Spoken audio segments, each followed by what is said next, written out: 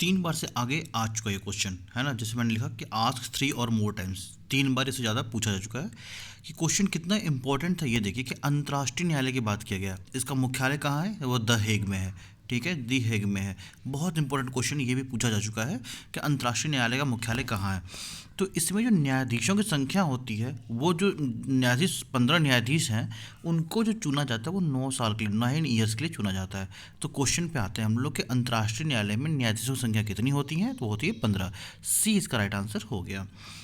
अगले क्वेश्चन पे आते हैं। ये भी क्वेश्चन देखो 3 बार से ज़्यादा टाइम आ चुका है, बहुत इंपॉर्टेंट क्वेश्चन है कि भारत की सबसे पुरानी पर्वत श्रृंखला कौन सी है। नीलगिरी है, सतपुड़ा है, अरावली है, विंध्याचल है।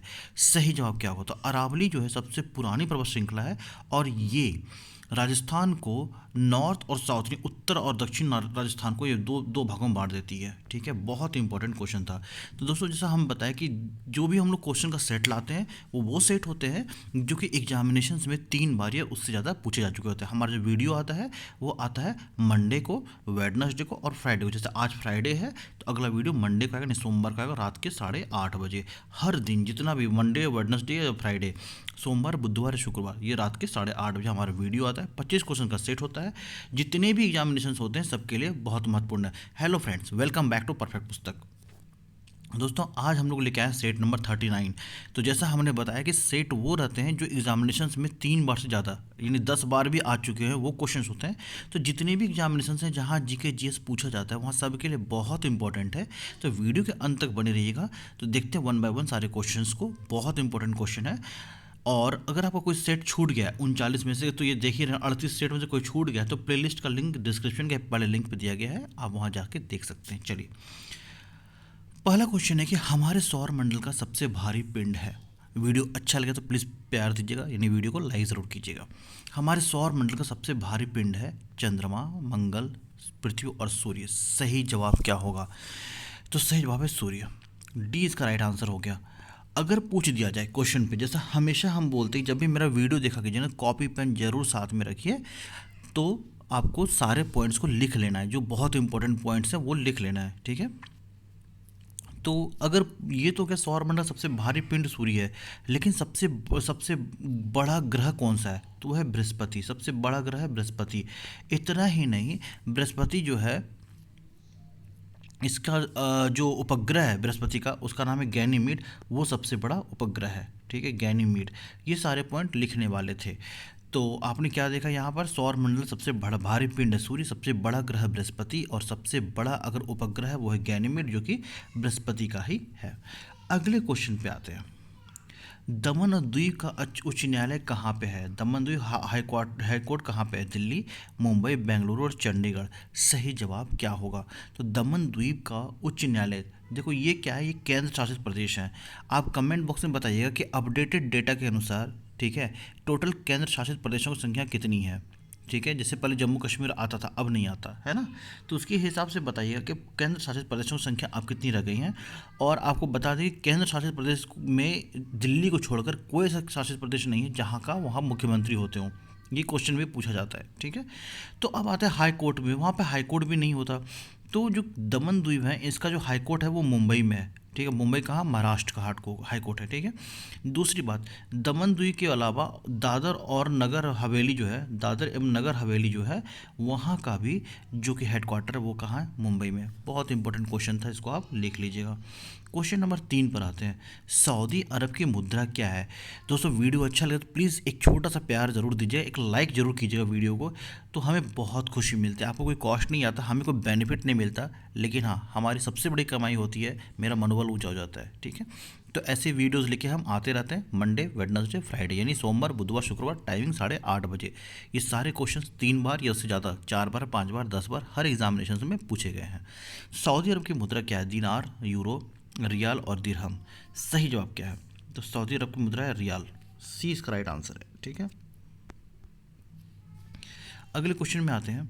अजंता की चित्रकारी किससे प्रेरित है। अजंता की चित्रकारी किससे प्रेरित है, बहुत इंपॉर्टेंट क्वेश्चन है। बौद्ध धर्म, हिंदू धर्म, जैन धर्म और शैव धर्म। देखो, अजंता की चित्रकारी जो है ना, ये जातक जो है, जातक कथा का वर्णन करता है। और जातक क्या है, बौद्ध धर्म का पवित्र ग्रंथ है। देखिए यहाँ पे 2 पॉइंट बचे हुए। एक जातक चित्र, अजंता की चित्रकारी किसका वर्णन करती है? बौद्ध धर्म का। और उसमें क्या, जातक कथा के बारे में बोलता है। और जातक क्या है? जातक जो है बौद्ध धर्म का उनका पवित्र ग्रंथ है। ठीक है, चलिए। राष्ट्रीय समुद्र विज्ञान संस्थान किस राज्य में है? राष्ट्रीय समुद्र विज्ञान संस्थान किस राज्य में है? दिल्ली, केरल, गोवा और कर्नाटक। सही जवाब क्या होगा? गोवा। सी इसका राइट आंसर हो गया। तो बहुत ही इंपॉर्टेंट क्वेश्चन था। देखिए इंपॉर्टेंट क्वेश्चन आगे भी बहुत आने बाकी हैं, ठीक है। अभी 20 क्वेश्चंस और आने हैं जो बहुत इंपॉर्टेंट है, और सारे को हम लोग ऐसे ही एक एक करके पॉइंट टू पॉइंट पढ़ेंगे, सारे पॉइंट्स को पढ़ेंगे। आपको मेरा पढ़ाने का तरीका कैसा लगा आप कमेंट बॉक्स में ज़रूर बताइएगा। अच्छा लगेगा तो गुड बताइएगा, बहुत अच्छा लगे तो वेरी गुड बताइएगा, और कोई कमी लगी हो तो पुअर बताइएगा। और कमेंट बॉक्स में ज़रूर बताइए क्या कमी थी। मेरी कोशिश रहेगी कि आगे हम वीडियो में उसको कवर ज़रूर करें। अच्छा लगेगा वीडियो तो लाइक कीजिएगा, दोस्तों से शेयर कीजिएगा। आपके और भी मित्र होंगे जो कि कंपटीशन की तैयारी कर रहे होंगे, एसएससी का, रेलवे का, पुलिस का, पीसीएस का, किसी भी चीज़ का जहाँ पे जीके जिस पूछा जा रहा है, तो उनको ज़रूर शेयर कीजिएगा। और आप कमेंट बॉक्स में ज़रूर बताइएगा मेरा पढ़ाने का तरीका कैसा लगा। आप किसी की तैयारी कर रहे हो ये कमेंट में ज़रूर बताना। चैनल पर नए हो सब्सक्राइब कर लेना, बेल आइकन को दबा देना ताकि आपको ऐसे नोटिफिकेशन मिलते रहे। चलिए, अलबरूनी भारत किसके साथ आया था? ये बहुत ही इम्पोर्टेंट क्वेश्चन है। अलबरूनी भारत किसके साथ आया? ये क्वेश्चन 10 बार से ज़्यादा, मुझे लगता है 15-17 बार आ चुका है। ये क्वेश्चन बहुत इंपॉर्टेंट है। तो अलबरूनी जो था ये फारस का एक विद्वान था। ठीक है, क्या था? फारस का विद्वान था जो कि 1018 से 1019 के बीच भारत आया था। और किसके साथ आया था? शेरशाह सूरी, पृथ्वीराज चौहान, मोहम्मद गौरी, महमूद गजनवी। तो यह था महमूद गजनवी। डी इसका राइट आंसर हो गया। और इसने एक किताब भी लिखी है, ये क्वेश्चन भी कई बार एग्जाम में आ गया। उस किताब का नाम है किताब ए हिंद। किताब ए हिंद, ये किताब लिखी है, किसने लिखी है? अलबरूनी ने लिखी है, किताब ए हिंद। लिख लीजिएगा भाई, बार बार मैं बोलता हूँ, आप लोग नहीं लिखते हो तो गलती कर रहे हो, मिस्टेक कर रहे हो। ठीक है, चलो। कांग्रेस के किस एकमात्र गोलमेज सम्मेलन में, कांग्रेस ने किस एकमात्र गोलमेज सम्मेलन में भाग लिया? देखिए पहले ये जानते हैं गोलमेज सम्मेलन क्या है था, क्यों हुआ था। हुआ क्या था, 1930 ईस्वी की बात है, जब नमक सत्याग्रह चला था। महात्मा गांधी ने जब देखा कि नमक कानून बनाया था। नमक कानून क्या था ये हम कई बार वीडियो में बता चुके हैं, फिर से हम रिपीट कर देते हैं। नमक कानून ये था कि भारत में ऑलरेडी इतना नमक होता है, विश्व का 60% नमक अकेला भारत दे सकता है, आपको पता है इस चीज़ का। तो अगर ऐसा है तो अंग्रेज लोग चाहते थे कि भारत में जो नमक हो ना वो आयात हो इंग्लैंड से। ये क्यों करना, जब भारत के पास इतना नमक है तो भी इतना नहीं, कुछ ज़्यादा शोषण कर रहे थे वो लोग। तो वो चाहते थे कि इंग्लैंड से नमक भी भारत में आयात हो। तो इस चीज़ को लेके कई महात्मा गांधी ने एक बहुत ही बड़ा रैली कह सकते हो वो किया, जिसमें इस कानून को विरोध करना चाहा, और काफ़ी लोगों ने समर्थन किया इस कानून को। तो इसी को नमक सत्याग्रह बोला गया था। इसमें जब एकता देखा, एकजुटता देखा अंग्रेजों ने, तो उन लोगों को समझ में आ गया था कि अब इंडियन ना इतना आसानी से नहीं मानने वाले, इनको हराना बड़ा मुश्किल काम होगा। इनके ऊपर पंजा कसना या इनके ऊपर कंट्रोल करना इन अब थोड़ा सा मुश्किल लग रहा था। इन्होंने क्या किया, भारत में कानून व्यवस्था सुधारने के लिए, समझिएगा, भारत में कानून व्यवस्था सुधारने के लिए इन्होंने साइमन कमीशन के बेस पे, ठीक है, हम हालांकि गोलमेज सम्मेलन का बहुत ही डिटेल वीडियो बता देंगे। तो उसने क्या किया, एक लंदन में एक आयोजन किया। इस आयोजन में क्या किया गया कि ये बोला क्या कि ठीक है, जितने भी यहाँ पर अब नमक कानून चल रहा है उस कानून को कैसे सुधार किया जाए, इस चीज़ को लेके ये लोग एक मीटिंग करने के लंदन में, जिसको गोलमेज सम्मेलन, गोलमेज मीटिंग का नाम दिया गया। ठीक है, तो ये कब शुरुआत हुई? 1930 ईस्वी में शुरुआत हो जाती है। ठीक है, तो ये समझ में आ गया। तो टोटल 3 सम्मेलन उन लोगों ने किया था, गोलमेज सम्मेलन 1, गोलमेज सम्मेलन 2, गोलमेज सम्मेलन 3। ये समझ में आ गया गोलमेज सम्मेलन क्या था, क्यों था, कैसे आया, कब आया, सब कुछ समझ में, उम्मीद करता हूँ आपको आ गया होगा। अब आते हैं क्वेश्चन पे। क्वेश्चन में क्या था, क्वेश्चन में था कि कांग्रेस ने किस एकमात्र गोलमेज सम्मेलन में भाग लिया था? प्रथम, द्वितीय, तृतीय और चतुर्थ। वो था द्वितीय। द्वितीय गोलमेज सम्मेलन जो हुआ था वो 7 सितंबर से लेकर 1 दिसंबर तक हुआ था। लेकिन ये तो हमने डेट बताया, वो साल था 1931 जिसमें कांग्रेस ने भाग लिया था। क्वेश्चन ये भी कई बार आ चुका है कि कौन ऐसे थे जिन्होंने तीनों गोलमेज सम्मेलन में भाग लिया था। वो थे भीमराव अम्बेडकर और उनके साथ थे तेज बहादुर सप्रू। क्या नाम था? भीमराव अम्बेडकर का हालांकि ऑप्शन में आता है, लेकिन आप ये भी जानिए कि भीमराव अम्बेडकर ही अकेले नहीं थे, एक थे तेज बहादुर सप्रू। ठीक है, ये भी थे अंबेडकर के साथ साथ जिन्होंने तीनों गोलमेज सम्मेलन में भाग लिया था। गोलमेज सम्मेलन के बारे में अगर आप कहो तो मैं कंप्लीट एक वीडियो बना दूंगा, संडे को लॉन्च कर दूंगा अगर आप कहो तो, ठीक है।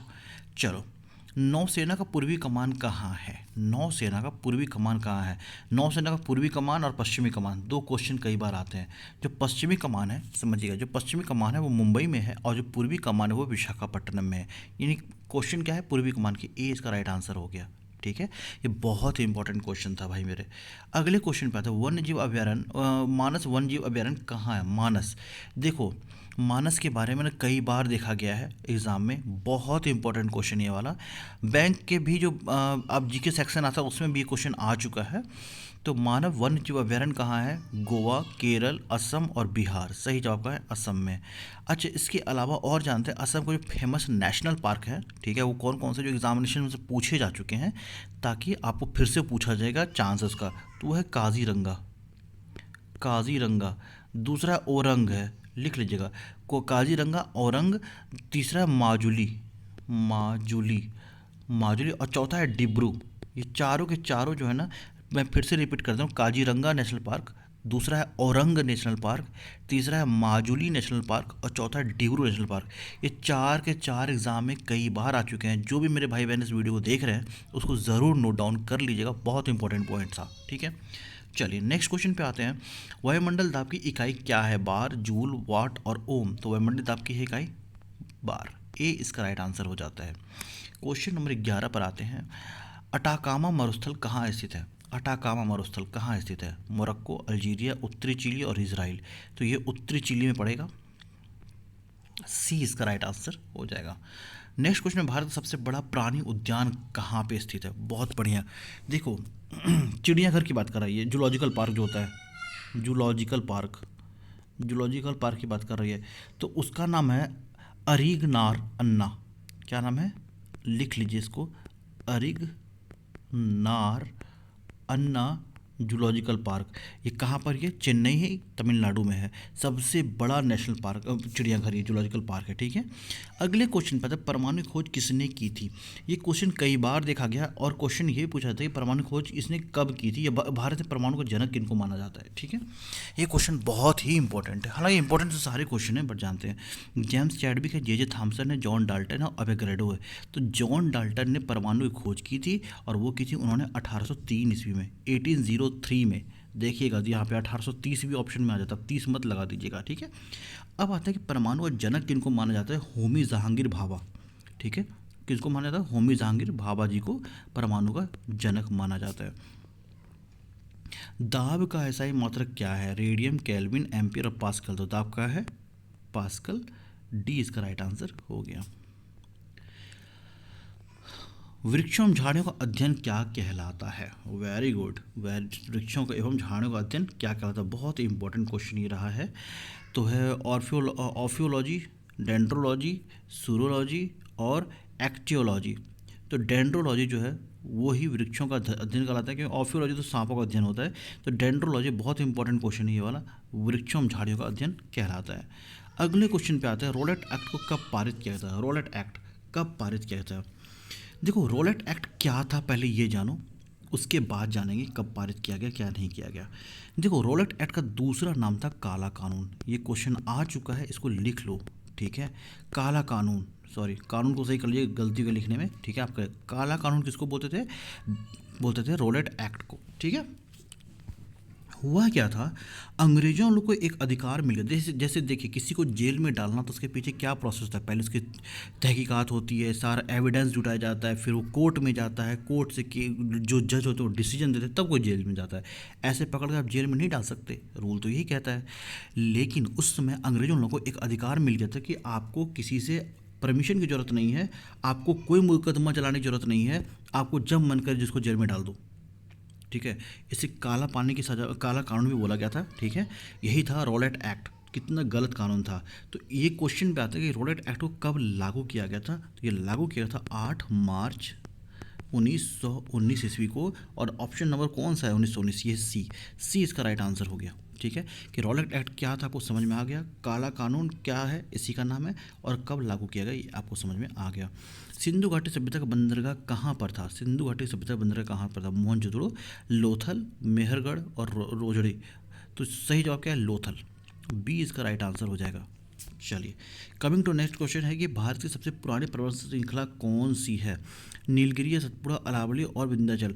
तो अरावली की बात कर रहा है, जो राजस्थान है उसको दक्षिण और उत्तर राजस्थान में बांटता है। ये बहुत बड़ा पर्वत श्रृंखला है और भारत की सबसे पुरानी पर्वत श्रृंखला है।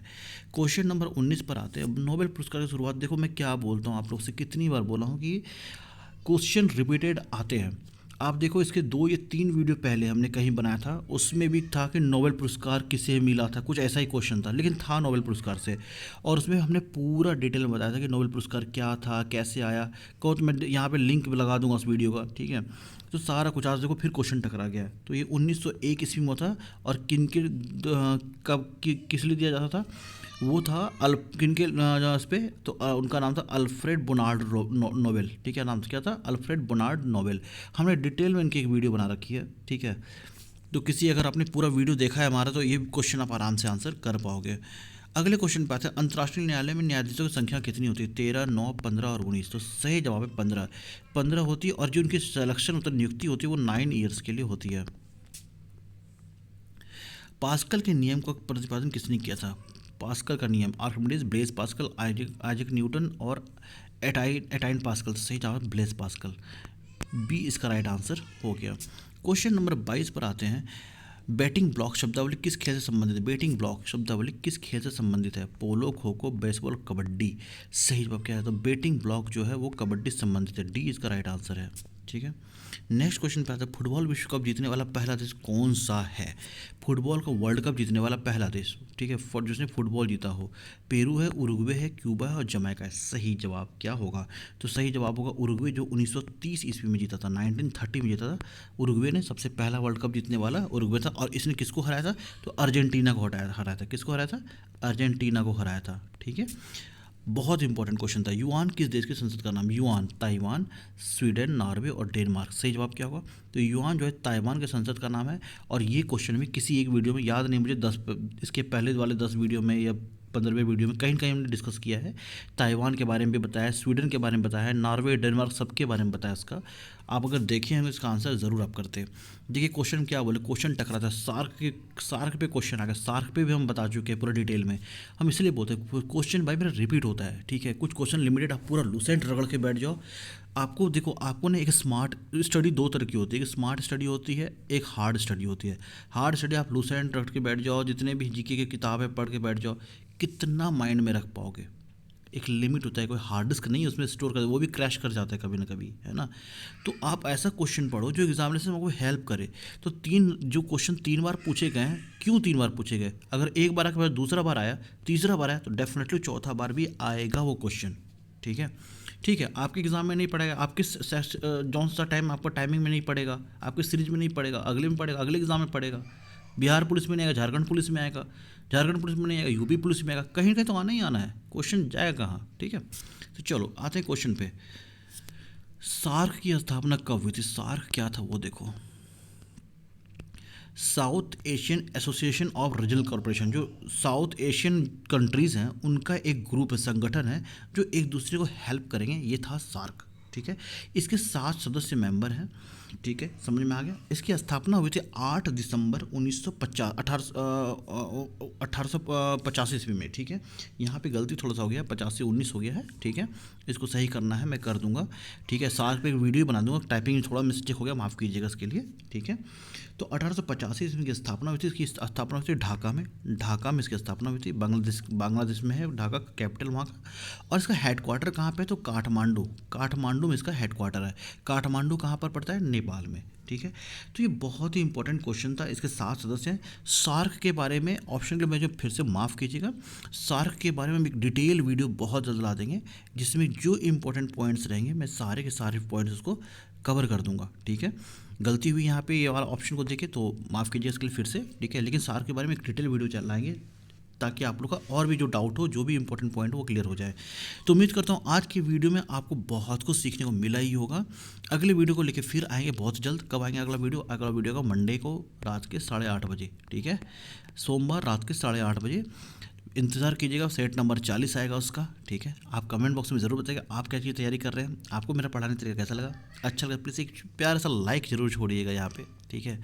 मुझे बहुत खुशी मिलती है लाइक, हालांकि भी 10-11 ही आते हैं, 15 भी जाते हैं, 20 भी जाते हैं, बट मैं चाहता हूँ कि अगर इतने लोग देख रहे हो, अगर कम से कम 50 लाइक तो बनना चाहिए यार, कम से कम 50 लाइक बनना चाहिए, है ना। तो चलो, मुझे लाइक मिलता है और मैं तो कुछ नहीं बोलता हूँ। आपको अच्छा लगेगा मेरा कंटेंट, मेरा पढ़ाने का तरीका, आप जरूर सब्सक्राइब करोगे, पूरे वीडियो देखोगे, दोस्तों को शेयर जरूर करोगे। तो मैं इसलिए ये नहीं कहता सब्सक्राइब करो सब्सक्राइब करो, मेरा टारगेट सब्सक्राइब कराना नहीं है, मेरा टारगेट आप लोगों को अच्छे से अच्छे तरीके से बताना है, अच्छे से अच्छे तरीके से क्वेश्चन को सर्व करना है, अच्छे से अच्छे तरीके से चीज़ों को आपके दिमाग में डालना है ना। तो यही मेरा कोशिश है, आप सफल ज़रूर हो, यही मेरी आशा है। मिलते हैं अगले वीडियो को लेके, तब तक के लिए जय हिंद, जय भारत, वंदे मातरम।